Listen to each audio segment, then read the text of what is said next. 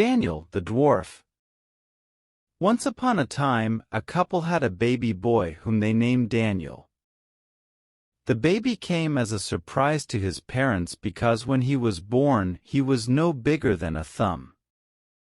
The mother and father were both very upset, to begin with, but then they thought to themselves, "This is what God has given us, and one day our son will grow up to be a big, strong boy."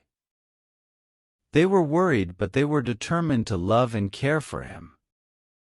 They knew that their son would face many challenges in life, but they were willing to do everything in their power to help him overcome them.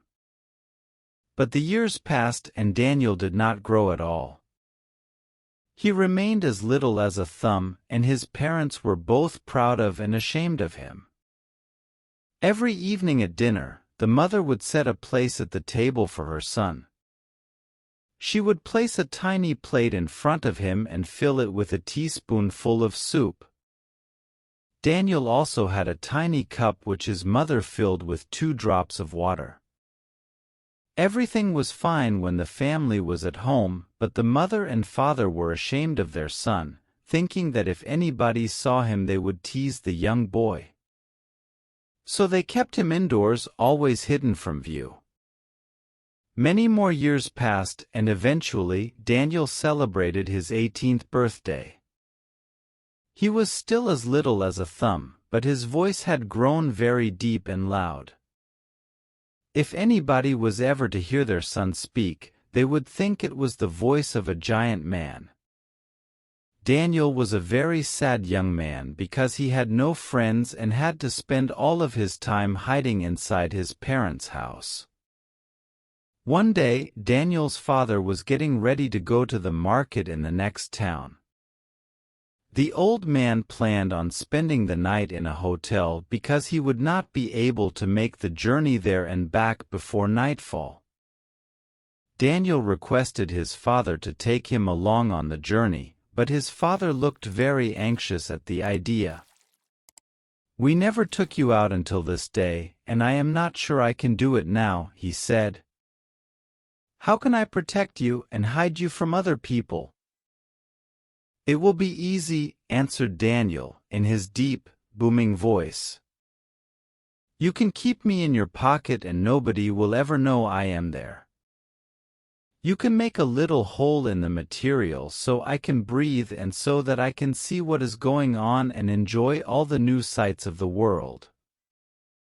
Daniel's father realized how excited Daniel was at the idea of leaving the house, and because of this, he found it impossible to say no to his only son. The old man made a tiny hole in his shirt pocket and helped Daniel to climb inside. The mother handed over the bags for the journey, kissed them both and wished them good luck. Then Daniel and his father set off towards the market in the neighboring town.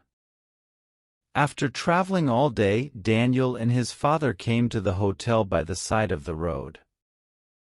"We will get ourselves a room here for the night," said the father, "and tomorrow, we will go to the market early in the morning before returning home." "I cannot believe I get to stay in a hotel," exclaimed Daniel.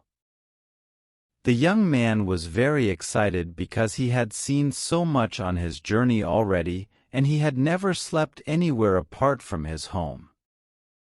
Daniel's father paid for a room and took his bags up the stairs to prepare for dinner.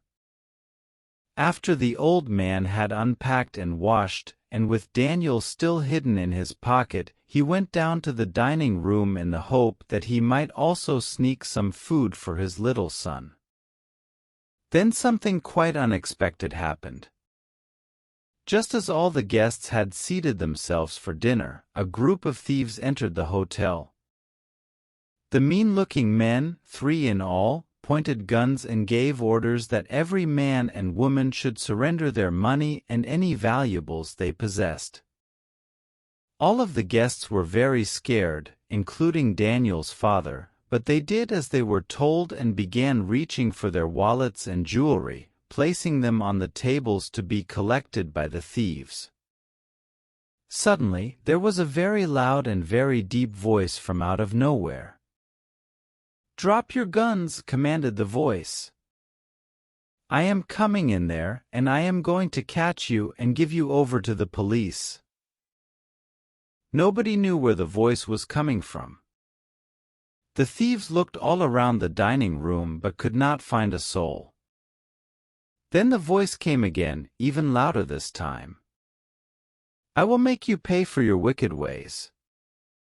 I will make sure that you spend many years in prison." Because the thieves could not tell where the voice was coming from, they convinced themselves that it must belong to a ghost. And if there was one thing the thieves were scared of even more than the police, it was ghosts. All of a sudden, the thieves dropped their guns, ran from the hotel, and disappeared into the night. Even though the guests were happy that the robbers had fled, they were also afraid of ghosts and wanted to run to their rooms and hide. "Do not worry," said Daniel's father. "It is not a ghost that is talking. It is my son." And with that, the old man reached into his pocket so that Daniel could climb into his hand. Then he placed Daniel gently down on the table so that all of the guests might say hello. "I am sure the robbers will not return," said Daniel in his deep, booming voice, a big smile on his face due to all of the adventures he was having. The guests were very surprised and curious to meet a boy who was no bigger than a thumb. But more than anything, they were all very grateful to Daniel for saving them from the thieves, and they thanked him by shaking his hand and said to his father how proud he must be to have such a brave son. In the morning, as they left the hotel for the market, Daniel's father took his little son out of his pocket and placed him on his shoulder. All morning at the market, and then on the way home, the old man had to stop many times to introduce Daniel to passers-by. And he was very proud and told them all how his son had saved everybody from the three thieves. When the father and son arrived home that evening, Daniel's mother looked very worried that Daniel was sitting on her husband's shoulder. "What if somebody should see him?" she asked her husband. But the old man smiled and explained to his wife what adventures the pair had experienced at the hotel and how Daniel had saved the day and scared off the thieves.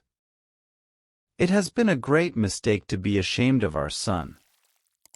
We should not have kept him hidden in the house for all these years. We should be proud of Daniel and all of the things that he is capable of doing." Daniel's mother was indeed very proud when she heard the story of her son's bravery and promised never to hide him away or be ashamed ever again. Ever since that day, Daniel, the dwarf, has always traveled on his parents' shoulders wherever they go, and he has seen and done many things and had many adventures.